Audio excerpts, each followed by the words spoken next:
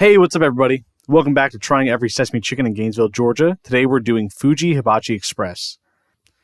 I know what you're thinking. It says hibachi. You said you wouldn't do Japanese. Well, after reviewing the menu, I would argue it's about 60% Chinese and 40% Japanese. I'm not saying that majority is good enough, but I would say this place is tackling two target audiences, and I'm one of them.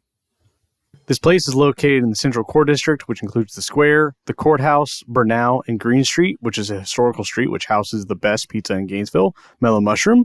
This is a very important district to be in, and you'll probably end up around here if it's your first time in Gainesville. In the direct surroundings, in the same parking lot, is a couple other restaurants and a gas station. Across the street is the Gainesville Square, along with the courthouse.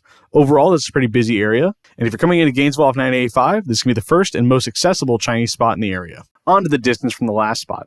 To be clear, when I initially came up with this list, I did not plan out the order to make the most sense traveling-wise. So from Chef Lang's to Fuji, it's 1.7 miles, a 6-minute drive, or if you're feeling wild, a 38-minute brisk walk. This restaurant is one I would say I drive by the most, as if you're headed to the Gainesville Library, the courthouse, or just want to hang out in the square, you'll always end up nearby this place. So finally being able to come here was great to relieve my curiosity.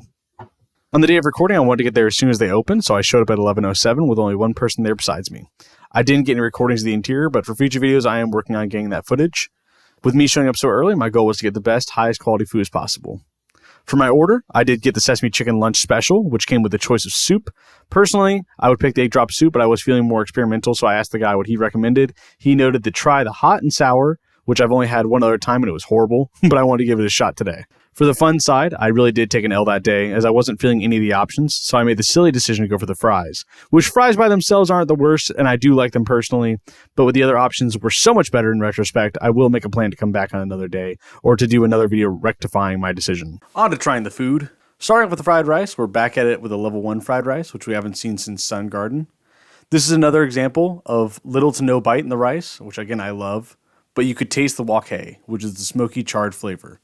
I wouldn't say this is bland by any means, but it's about the level of flavor you want in a rice if you've got a cold or want some really mellow food. In doing this series so far, I'm coming to learn there's a wide range of acceptable rice flavors, either punchy or shallow. What I mean by that is, what you really want is a rice that will soak up the flavor of the sauce of the chicken, so that when you're done with the meal, when there's no chicken left, you can mix in the sauce with the rice, and have essentially a sweet, savory dessert. And this is the perfect rice for that.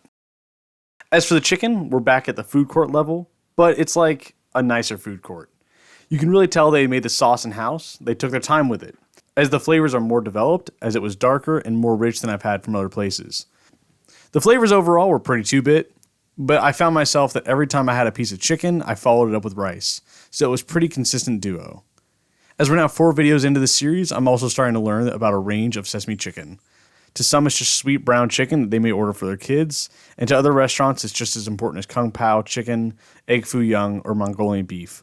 To that point, I think that this place having both Japanese and Chinese means that there are a lot more things on the menu, and this chicken is just good enough.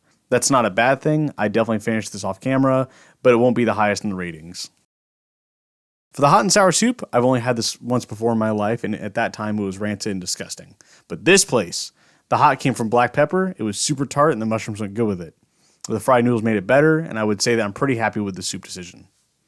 And on to the fries. Like I said earlier, I took an L ordering this. I just wasn't feeling dumplings at the time, but I regret that now. They were crinkle cut, not salted, and just kind of sad. But that's not the restaurant's fault. Who orders fries at a Chinese restaurant? I'll definitely need to go around and right my wrongs at the end of this series, and this will be one of those stops. Closing out, back to our running theory on Chinese restaurants with signs for the food are generally on average pretty good to still be provable.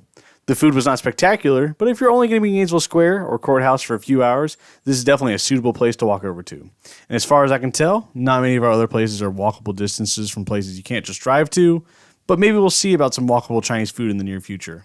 As far as rankings go, I'm putting this at a B. Thank you.